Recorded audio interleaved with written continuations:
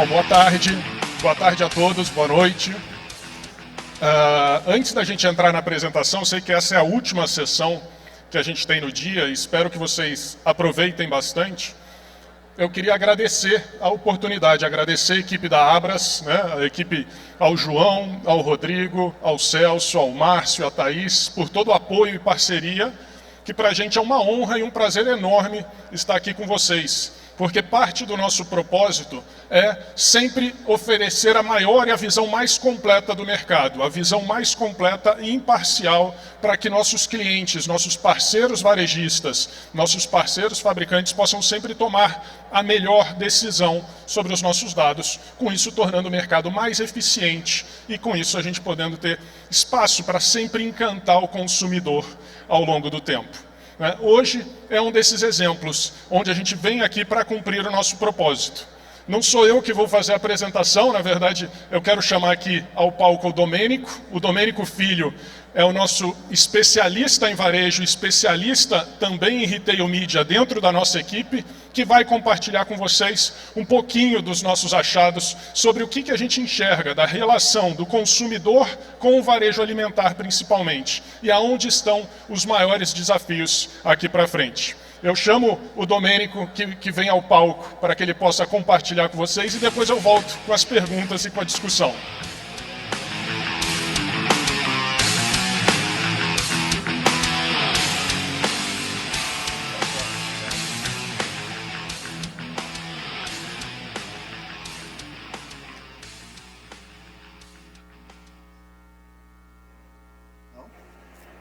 Alô, alô. Agora sim, né? Boa tarde, pessoal. Prazer estar com vocês aqui hoje participando desse evento tão relevante para o setor. Ao longo dos próximos 30 minutos, eu vou trazer para vocês conhecimento sobre o consumidor brasileiro e principalmente sobre a relação do consumidor brasileiro com o varejo brasileiro. Eu me lembro da primeira reunião sobre o tema que nós tivemos com o Rodrigo Segurado e que o Rodrigo me fez um pedido. Ele falou: Dom, eu gostaria que vocês trouxessem para o palco da Abras o consumidor. E é isso que eu vou fazer aqui ao longo do nosso conteúdo. Mas vamos lá. Acho que primeiro, para a gente poder entender, né, sobre o consumidor e a relação do consumidor com o varejo, vamos entender primeiramente em que cenário esse consumidor está inserido, né? E aí, trazendo alguns dados já econômicos como base de como vai ser essa relação com o varejo, queria contar para vocês que das variáveis econômicas que impactam diretamente no consumo, nós temos alguns sinais aqui opostos, né? Então nós temos primeiro o indicador econômico, que é o desemprego, que joga muito a favor do consumo. Nós temos um desemprego no Brasil hoje de 6,8%, é a menor taxa de desemprego dos últimos 10 anos. Importante mencionar que 40% da força de trabalho hoje, o que é equivalente a mais ou menos 40 milhões de pessoas, está alocada também no emprego informal, né, que tem aquela renda picada ao longo do mês, o que justifica, inclusive, o aumento de compras de reposição em formatos de loja, que sempre tiveram como característica o abastecimento, como o atacarejo, por exemplo. Mas dos 4 indicadores, o primeiro ele é positivo, que é o desemprego, os demais indicadores já ligam para a gente um sinal de alerta para o consumo. A gente tem a inflação, que fechou agora agosto no acumulado a 4,24%, muito próximo já do teto da meta estipulada para esse ano, que é 4,5%. É verdade que é abaixo da inflação, né, de anos anteriores, em que nós tínhamos uma inflação a duplo dígito no Brasil, principalmente para alimentos, mas ainda é uma inflação alta. Isso porque nós temos no Brasil 78% das famílias endividadas, e essa inflação alta gera uma pressão inclusive na taxa de juros, que existia uma expectativa inicial de nós fecharmos esse ano abaixo dos 10%. Hoje, com esse aumento da inflação, a conversa que já se iniciou é se haverá inclusive aumento dessa taxa para esse ano, situação que eu particularmente acredito que não deva acontecer, né? E a gente tem esses fatores impactando obviamente e diretamente na confiança do consumidor brasileiro, fazendo com que nós tenhamos aqui uma confiança abaixo dos 100%, impactando obviamente no consumo e fazendo com que o consumidor brasileiro esteja nesse momento mais cauteloso para voltar a consumir. Eu trouxe para vocês o resultado de uma pesquisa que nós aplicamos no Brasil, mas aplicamos também na América Latina e globalmente, em que nós vemos que para 40% dos brasileiros, a situação econômica de hoje, ela é pior do que a situação econômica de um ano atrás, né? E essa situação faz com que, quando a gente também entenda com os brasileiros, né, qual que é a perspectiva dele de seguir consumindo, esses consumidores se declaram mais cautelosos, ou seja, eles estão mais atentos aos hábitos de consumo dentro do varejo. É importante a gente mencionar e observar também aqui na informação do gráfico, que nós temos no Brasil um cenário mais pessimista do que para os nossos vizinhos aqui da América Latina e também do que a média global. Então a primeira mensagem é, os indicadores econômicos ligam um sinal de alerta, a gente vê um consumidor brasileiro mais cauteloso para o consumo, e quando a gente entende com o consumidor qual a razão dessa piora na situação econômica dele, a gente vê que o aumento no custo de vida é a principal razão para essa situação hoje inferior à situação de um ano atrás. Se a gente pensar nos gastos primários, a gente está falando de gastos primários sendo responsável por 70% do orçamento das famílias. E aumento em alimento, aumento em conta de luz, em combustível, impacta diretamente no bolso do consumidor, sem a gente mencionar um assunto que já foi tratado hoje aqui também, que é o mercado de bets, né? Quanto desse dinheiro também vem saindo do bolso do consumidor, que é o mesmo dinheiro que vai até o varejo para fazer as suas compras, né? E aí, a gente trouxe um pouco também, a gente trouxe a visão do consumidor para a gente entender como que é essa perspectiva sobre a ótica do consumidor. Vamos escutar diretamente deles também. E você acredita que a renda que vocês têm dá para vocês comprar tudo que vocês precisam no mercado? Não. Não? Muito. Falta alguma coisa? Sempre sim. Então, quando você vai no mercado, você sempre tem a sensação que você precisava comprar mais quantidade, mais coisa? Isso. Sempre tenho mais vontade de comprar mais coisa para os meninos, mas não dá. Dinheiro dá para comprar o básico. O vídeo começou um pouco baixo, né? Mas basicamente nós temos uma consumidora dizendo que não consegue comprar tudo o que ela gostaria para a família porque falta recurso para ela no final do mês, né? Quando a gente entende quais são as principais preocupações do consumidor brasileiro, nós construímos um ranking das 10 principais preocupações desse consumidor. E o aumento no preço dos alimentos, que foi o que nós acabamos de ouvir dessa consumidora, aparece no ranking dessa lista como a preocupação número 1. Né? É verdade que acabou sendo reduzido o número de estações para o aumento no preço dos alimentos. Isso se deve, como eu mencionei, por uma inflação inferior a anos anteriores, mas ainda é a preocupação número 1 do consumidor brasileiro. Uma outra informação que chama muita atenção e que eu queria trazer para vocês é a preocupação número 2, que é o consumidor brasileiro muito preocupado com as mudanças climáticas, né, e com o meio ambiente. E vale mencionar que nós aplicamos essa pesquisa em janeiro, ou seja, antes das enchentes que aconteceram no Rio Grande do Sul, né? Então, essas preocupações com as mudanças climáticas, ela estava ocupando a 11ª posição em 2023, e em 2024 ocupa a 2ª posição. E é importante a gente entender essa preocupação como algo legítimo dos consumidores, porque essa preocupação vai ditar muito a mudança do relacionamento do consumidor com o varejo. Por exemplo, nós temos visto essas mudanças climáticas provocando novas sazonalidades no mercado brasileiro. Nós estamos vivendo, por exemplo, nesse momento, um verão dentro do inverno. Então, todo o trabalho de ser quantificado, ser estipulado as vendas, as categorias dependentes do inverno, por exemplo, esse ano foram completamente alteradas, né? Então é importante a gente ter muito claro essas preocupações do consumidor, porque isso vai ditar, inclusive, tendências futuras relacionadas a um consumidor atento, a quais são aquelas marcas que estão reinvestindo em tecnologia, reinvestindo em reciclagem, em energia renovável, mas muito atento também com o meio ambiente, né? E essa situação, né, de uma pressão inflacionária sobre o bolso de um consumidor já pressionado, faz com que esse consumidor esteja em busca, percorrendo cada vez mais o varejo e em busca de ações e promoções, sejam essas promoções massificadas ou personalizadas, né, ações de cupons e descontos, reduções temporárias de preço, mas a gente vê o consumidor brasileiro cada vez mais aberto a experimentar novas marcas e também a percorrer diferentes lojas em busca de melhores condições comerciais para ele. Então ele vai numa loja nova para ele poder fazer uma compra. Se ele foi bem atendido, se ele teve uma experiência positiva, ele se mantém nessa loja. Senão ele já vai numa loja vizinha, né? Ele vai numa loja do bairro, ele vai numa loja grande, numa loja pequena.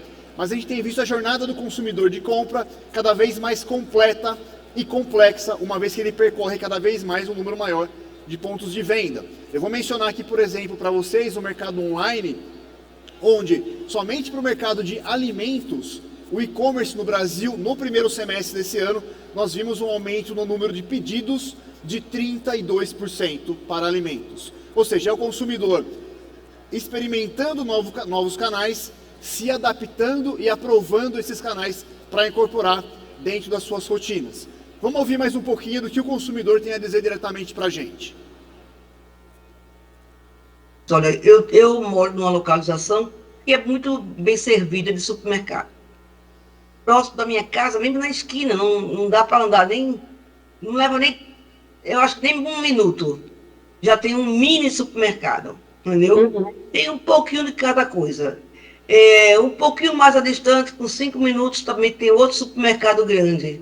Uhum. E 2 paradas depois da minha casa, mas eu tenho carro, tem o açaí e o Extra Bom, quer dizer, que é o Recibom agora. Eu sou muito bem servida, quer dizer, eu fico saltando, sabe? Onde você gosta de comprar? Onde você compra esses produtos de higiene e de beleza? Eu gosto muito de comprar algumas coisas na Pague Menos, outras no shopping, né? Uhum. Varia as lojas. E desodorante, sabonete, shampoo? Mas no supermercado, né? Sim, sempre vem do supermercado. É bastante interessante a gente ouvir isso do consumidor, né? O quanto ele reconhece que ele pula de loja em loja para poder atender essa jornada de compra dele, sempre em busca das melhores opções para o bolso dele, né? Então a gente ouviu a consumidora falando, produtos de higiene mais sofisticados eu compro na Pague Menos. Mas e sabonete, shampoo, produtos mais básicos? Aí eu vou no supermercado. Né? A outra consumidora trazendo para a gente o quanto ela estava acostumada a comprar num atacarejo próximo à casa dela, mas agora existem mais 3 lojas no mesmo bairro em que ela andando 5 minutos, ela consegue acessar essas lojas. E ela vai em busca dessas condições dessas lojas, cada vez com um índice de lealdade mais baixo em relação a essa nova jornada de compra que esse consumidor brasileiro tem adotado. E esse fator da gente ter cada vez mais o consumidor percorrendo os diferentes tipos de loja, diferentes tipos de canais, a gente vê um reflexo no aumento quase que generalizado nas vendas entre todos os formatos de loja. Nós tivemos, por exemplo, trazendo os dados do primeiro semestre de 2024, um aumento de 6% no volume de vendas no Brasil, em aproximadamente 9% em faturamento no mercado brasileiro, e a gente vê um crescimento muito expressivo do atacarejo, que segue com a abertura de lojas. É verdade que um ritmo mais desacelerado, mas é um movimento que segue impulsionando o crescimento do canal, mas a gente também nota o crescimento do autosserviço, e o autosserviço regional tendo peso importante para essa movimentação dos supermercados. A gente vê um crescimento das farmácias, né, das lojas de conveniência, que também surfam essa onda, né, das sazonalidades fora de temporada. Quanto mais quente e mais seco, mais fluxo na rua, e as lojas tiram proveito disso. Então a gente vê essa jornada de compra do consumidor cada vez menos leal às marcas e também aos canais, alavancando o movimento do varejo como um todo. E aí eu avanço para uma etapa aqui do nosso material, que vamos falar então sobre o consumidor brasileiro. Quem é o consumidor brasileiro? Se nós fôssemos fazer uma análise simplesmente pelo perfil do consumidor brasileiro, nós estaríamos falando aqui em uma análise basicamente de aproximadamente 60 milhões de domicílios brasileiros, e uma análise onde a maioria dos lares, ou 45% dos lares, são lares com de 1 a 2 integrantes, ou seja, lares menores, lares com uma alta penetração de celulares. Então a gente tem mais da metade dos lares com pelo menos de 1 a 3 celulares, um nível socioeconômico médio, na sua grande maioria, 50% dos lares aproximadamente sendo da classe C, e com uma frequência de compra de 13 vezes dentro do mês. Se nós fôssemos fazer uma análise simplesmente pelo perfil, esse seria o retrato do consumidor brasileiro. Mas a gente sabe o quanto heterogêneo é o consumidor brasileiro. e a gente precisa dar um passo além do perfil. E aí a gente tomou a liberdade de fazer uma citação, né, de uma pessoa que vai estar amanhã nesse palco virtualmente, né, que é o Kotler, em que o Kotler traz uma definição de que para a gente poder entender melhor os consumidores, é muito importante a gente entender os comportamentos desses consumidores. E aí nós pegamos todos os consumidores brasileiros, todos os indivíduos, e nós criamos uma segmentação com base em comportamentos comuns. E nós chegamos a 5 principais grupos. Um primeiro grupo que nós chamamos de antenados, que são aqueles consumidores mais indulgentes, né? Ele acaba sendo mais atrativo para comprar produtos que para ele fazem bem, na visão dele. Eles têm uma preferência por comprar na internet, precisam muito preço por celular, por exemplo. Um segundo grupo, que é um grupo de aspiracional, que é um grupo que acaba gastando mais do que ele prevê, né? Ele compra mais no físico, porque é até onde ele extrapola a lista de compra deles, com ofertas que ele encontra no meio do caminho, com produtos que ele não havia colocado na lista de compra, e é um grupo que é muito leal às marcas que eles atuam.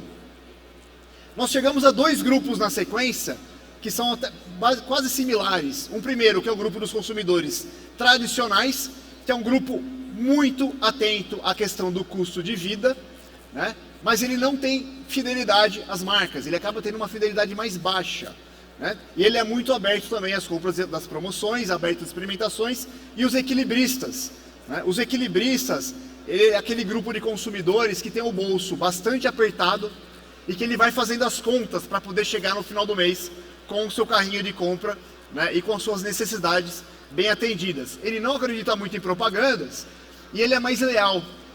Até porque ele não pode errar a marca. Porque se ele erra, ele tem que voltar e fazer a recompra do produto e ele não tem o dinheiro para isso.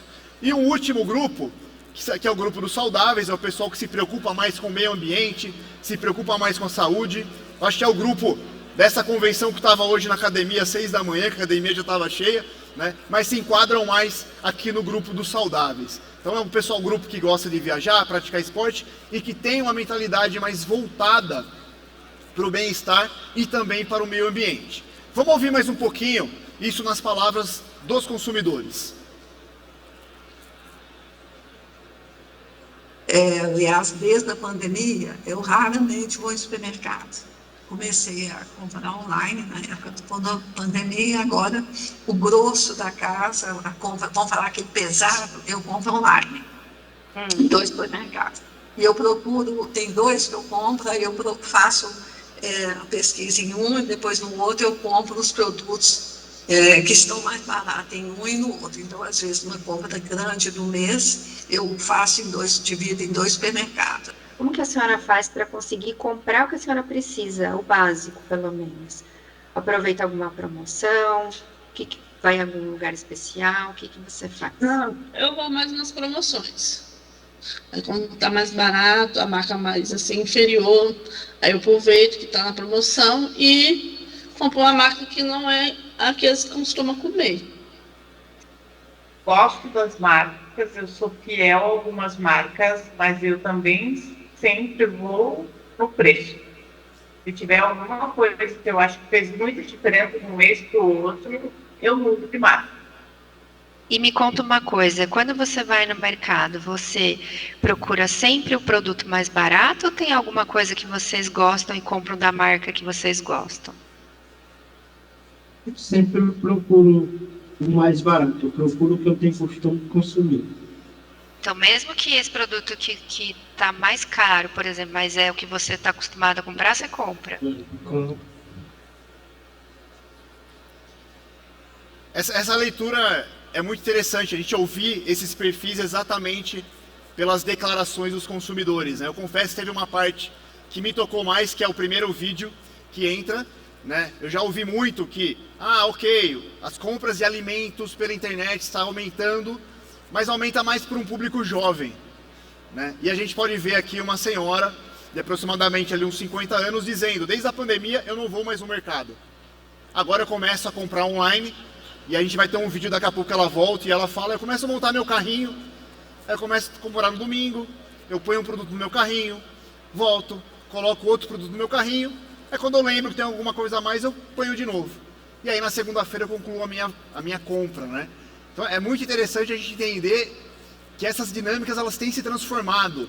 E se tem algo que se transforma e que fica após momentos de crise, é exatamente essa mudança, né? Esse dinamismo na forma do consumidor brasileiro seguir consumindo. Avançando, eu falei desses 5 grupos, mas é interessante a gente entender também que esses 5 grupos, eles possuem comportamentos comuns entre eles, dentro do grupo, mas comportamentos completamente diferentes entre cada um dos 5 grupos. Como que esses grupos, então, eles se relacionam com o varejo? E aí nós tomamos também o cuidado de trazer essas informações aqui para você também. Então vamos lá, começando pelo antenado.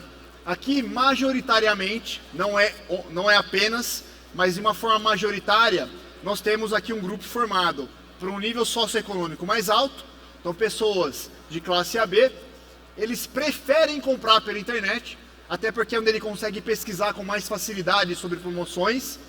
E entre os canais ele acaba tendo um maior gasto dentro do canal atacarejo, né? Então ele gasta mais pela internet, mas ele também, entre os gastos dele, a maior alocação está dentro do canal atacarejo.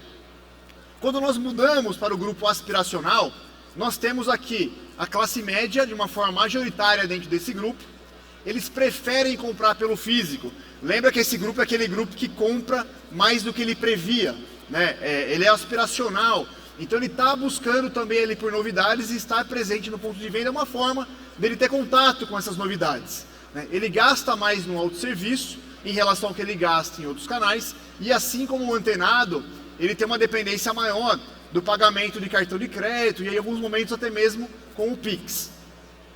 Já os grupos tradicionais e o equilibrista, eu vou falar primeiro o tradicional, aqui tem a classe média, mas também tem um pouquinho já da classe mais baixa.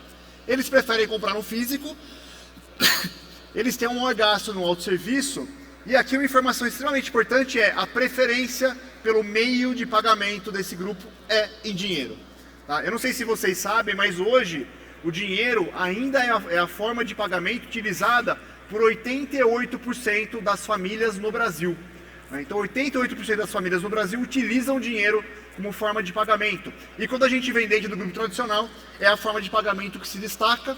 Quando a gente vai para os equilibristas, aqui é aquele grupo que eu mencionei para vocês, que acaba fazendo mais contas, né, para conseguir chegar no final do mês e cumprir com suas responsabilidades de transacionais. Então a gente vê já uma questão de ele prefere comprar no físico, mas ele ainda é muito dependente não só do pagamento em dinheiro, mas também da compra em fiado, né? Então é um ponto que menciona, é um grupo que está mais concentrado na região nordeste do Brasil. Quando a gente separa ele entre as populações e entre as geografias, nós vemos uma maior concentração na região nordeste do Brasil, que é onde a gente sabe que existe, entre a concentração de renda, uma maior dependência também dessas classes sociais, né? E vale mencionar para vocês que, em termos numéricos, existe aqui um equilíbrio muito grande na alocação de indivíduos entre os grupos. Nós temos todos eles ali por volta dos 20% de indivíduos, alguns mais, outros menos. O mais representativo são os equilibristas, com 24% dos indivíduos brasileiros. E para fechar, a gente entra também no último cluster, que é o cluster dos consumidores saudáveis. Aqui a gente vê também uma preferência pela compra pela internet, apesar de ele não comprar apenas pela internet, mas pela internet é onde ele pode encontrar maiores informações sobre os produtos saudáveis. Então ele vai buscar sobre a funcionalidade dos produtos, aquelas informações que não necessariamente esse consumidor encontra nas embalagens, ele procura, pega a opinião de outras pessoas, né? Release que foi feito, comentários, avaliações, e aí ele decide pela compra dele. É um consumidor que tem uma aceitação muito grande no atacarejo e que também utiliza muito o cartão da loja e aplicativos para fazer sua compra. Então, para a gente poder entender o consumidor brasileiro, é muito importante a gente entender que o consumidor ele é muito heterogêneo em relação aos seus comportamentos, mas a gente consegue traçar uma linha de comportamentos comuns que permite para a gente chegar em grupos com comportamentos bastante específicos e poder determinar as nossas ações exatamente em relação a esses comportamentos. E aí, para fechar o nosso conteúdo, eu acho que é um desafio, né, a gente falar do consumidor brasileiro e de como trazer uma maior fidelidade para esse consumidor em um cenário que já é conhecido de ter um consumidor menos leal às marcas, menos leal à loja, ao formato de loja. Mas, de novo, trazendo uma referência do Kotler para cá, o Kotler menciona, né, dentre as publicações que ele lançou, que uma das formas da gente trabalhar aumentando a fidelidade do consumidor é através da geração de valor. E a geração de valor, o caminho para a geração de valor, acontece através da gente entregar e cumprir com as expectativas desse consumidor. Então, se a gente conseguir entregar as expectativas desse consumidor, a gente vai gerar esse valor e a gente vai reter esse consumidor conosco. Tá? E aí eu queria trazer um último vídeo para vocês, exatamente sobre quais são as expectativas e de como, na visão dos consumidores, nós todos aqui podemos fazer a vida deles mais fácil, a vida deles melhor. Vamos lá. E Wilson, o que te faz escolher o atacarejo? O que você escolhe ele? Na realidade, são alguns fatores promocionais que são muito frequentes. E um dos meus casos também é que o atacarejo está do outro lado da rua, é atravessar e entrar. Então, hoje você quer sempre ter facilidade para tudo. O que faria a senhora não ir mais comprar nessa loja? Mau atendimento. Cada um está lá no seu posto, a gente tem que ficar atrás, buscando assim, como é que é isso, como é que é aquilo. Então, nessa parte é ruim, porque não atende o desejo. Principalmente quando é mais jovem, parece que já vai até mais fácil. Quando a gente vai ficando um pouquinho mais velha, você fica assim, querendo, sei lá, que nem se fosse um carinho, né? Questão de grande demais. Entendeu? A gente anda muito, as filas são quilômetros, a gente demora muito em fila. Então, isso às vezes me afasta desse supermercado grandioso. Mas qual que é a sua percepção sobre esse setor? Eu penso que hoje em dia o padrão é bem elevado a nível de produtos, de espaço, né? Hoje já tem o pagamento para pequenos valores, o auto-service, onde eu vou lá e pago direto. Eu não teria muito como cobrar algo de novidade dentro desse setor. Eu penso que ele evoluiu bastante e o suficiente para o nosso dia a dia. Eu não teria assim, se tivesse esse fator diferenciado neste atacarejo, eu mudaria. Porque eles estão num padrão que eu gosto muito, tá? E outra coisa, assim, tempo, né? Quando eu ia fazer compra nesse atacarejo, eu gastava 4, 5 horas por conta, porque ele não é tão pertinho da minha residência, aí é um supermercado muito grande, e você andava muito lá, você perdia um tempo, assim, e agora o conforto de você fazer dentro da sua casa. Eu posso começar a fazer a compra domingo à noite, por exemplo, vou pondo no carrinho, vou pondo. Aí lembro de alguma coisa, eu ponho para terminar no dia seguinte, eu não tenho aquele compromisso de sair. Eu acho que isso daí foi um grande ganho. Então vamos lá, trazendo a expectativa do consumidor brasileiro sobre o varejo, né? Nós ouvimos aqui atendimento, né? Aquela senhora falou, se tem uma coisa que me tiraria de uma loja é o mau atendimento. A gente ouviu uma expectativa que já existe sobre preço baixo, seja uma base do atacarejo, ou seja, eu não espero o preço baixo do atacarejo, isso eu já espero como algo comum, já é uma condição dada o preço baixo no atacarejo. A gente ouviu sobre a experiência de compra, sobre a conveniência, o fato de ter uma loja próximo da minha casa, e a gente ouviu também sobre ter a questão da loja bem organizada, né? A questão das filas longas nos caixas. Então essas são expectativas que foram trazidas por esses consumidores nesses vídeos. Achei bem interessante a gente ouvir também uma consumidora falando da praticidade dela comprar online. Ela falou, né? Eu gastava 4, 5 horas andando numa loja fazendo minha compra, hoje eu faço a compra da minha casa. É importante a gente mencionar que o principal fator que faz com que as pessoas busquem alimentos pela internet é a conveniência da economia de tempo, né? Isso de uma forma declarada pelo consumidor brasileiro. E aí, nós elaboramos um estudo que nós estamos lançando hoje aqui na Abras sobre o consumidor brasileiro, em que nós aplicamos mais de 3.000 pesquisas com o consumidor brasileiro para testar exatamente quais são esses atributos mais valorizados pelo consumidor. E uma segunda parte complementar desse estudo, que ele traz uma visão inclusive entre as bandeiras e entre as redes, né? Como que ele compara a percepção de preço, o atendimento, a qualidade dos produtos entre as redes em cada uma das regiões do Brasil. E eu queria trazer um spoiler desse estudo, que traz para a gente aqui o que é declarado e o que saiu dessas mais de 3 mil entrevistas que nós aplicamos com o consumidor em relação ao que faria ele comprar hoje em uma loja de supermercado.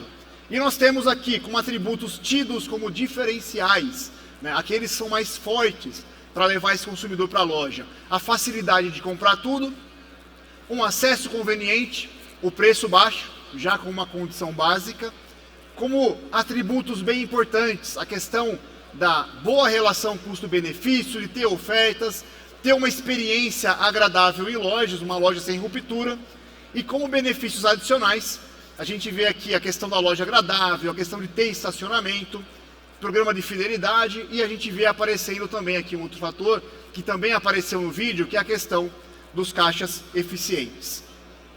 E aí, para fechar, eu acho que fica uma lição para a gente de reflexão do quanto a compreensão do cenário de consumo brasileiro e do consumidor, ela é complexa. Porque nós estamos vendo um consumidor pedindo por preço, e quando a gente olha para o cenário econômico no Brasil, a gente vê que de tudo que é vendido no varejo alimentar brasileiro, praticamente 1/3 já é vendido sobre oferta. Se a gente analisar essas vendas que acontecem sobre oferta, mais da metade, aproximadamente 52% dessas vendas já aconteceriam, mesmo sem a oferta. E quando a gente pergunta para o consumidor brasileiro qual é a percepção do quanto ele gastou em oferta, é de apenas 13%. Ou seja, é um pedido dele, existe uma resposta, mas é pouco percebido e pouco efetivo. E um outro ponto que eu tomei a liberdade de filmar uma loja no final de semana passado, é uma loja de um varejista que fez todo um investimento em uma tecnologia muito legal para trazer a questão do self-checkout. E eu trago aqui um vídeo de uma loja gravada num domingo de manhã, em que nós vemos os caixas todos cheios, com filas, e quando a gente vai no self-checkout, o self-checkout é vazio, né? Ou seja, é muito importante ter esse entendimento também a fundo. Há quem diga, e esse é um tema mais polêmico, né, do self-checkout, mas tem uma questão cultural do Brasil. Não é só isso. Nós estivemos na NRF em janeiro fazendo campo, visitando as maiores redes de supermercados dos Estados Unidos em janeiro, e a gente viu exatamente o mesmo cenário. Ou seja, compreender o consumidor para poder atendê-lo bem e com eficiência é uma tarefa que demanda mais profundidade, e obviamente nós da Nielsen IQ estamos prontos para ajudá-los com esse desafio. E aí eu fecho a minha apresentação com os principais pontos que nós vimos hoje, ou seja, o consumidor brasileiro, ele segue com uma pressão no bolso em função das suas dívidas e de uma pressão inflacionária, e com preocupações cada vez mais latentes, também aparecendo preocupações novas como a questão das mudanças climáticas. A gente vê esse consumidor cada vez menos leal, mais aberto a mudar de marca, a mudar de loja, e atendê-lo bem e trazê-lo, né, cumprir com as expectativas, é uma forma de nós buscarmos, né, essa maior fidelização dele, seja com a nossa marca, com o nosso produto, seja com as nossas lojas. E para isso a gente precisa compreender e agir sobre as expectativas que eles possuem em relação ao varejo. Pessoal, muito obrigado pela atenção de vocês.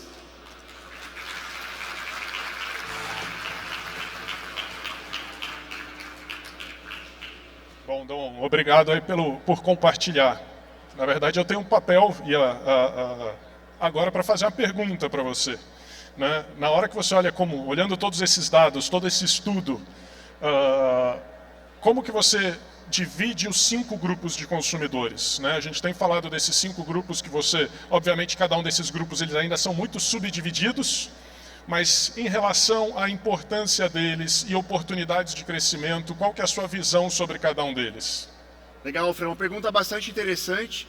Nós temos uma divisão desses grupos todos muito bem representativos e divididos pelas regiões brasileiras. Então, como eu mencionei, nós temos na região Nordeste uma maior concentração dos equilibristas, na região Sudeste uma maior concentração dos antenados, e em relação ao número de indivíduos, todos eles têm uma participação ali por volta dos 20% da população brasileira, alguns um pouco mais, outros um pouco menos, né? Os equilibristas estamos falando de 24%, os antenados 17% da população brasileira, mas todos são grupos bem representativos e importantes dentro desse contexto.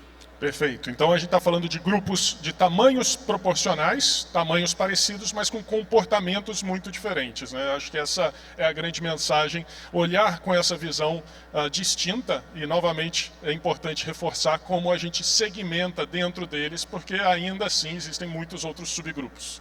Obrigado, Dom. Acho que, devido ao tempo, a gente só vai passar uma única pergunta para cumprir a agenda e cumprir com o tempo que a gente tem aqui destinado. Mas, mais uma vez, quero agradecer ao espaço, agradecer a Abras e agradecer a presença de todos vocês. Para a gente é uma honra estar aqui compartilhando um pouco do nosso dia a dia, um pouco das nossas análises. E obrigado aí, Dom. Imagina. E, pessoal, eu estou vendo algumas perguntas aparecendo também aqui. Queria frisar que, mesmo acabando agora, eu estou no nosso stand, é o primeiro stand aqui à esquerda, hoje. Amanhã também estarei lá e terei o maior prazer em recebê-los e responder essas perguntas diretamente. Muito obrigado a todos pela atenção.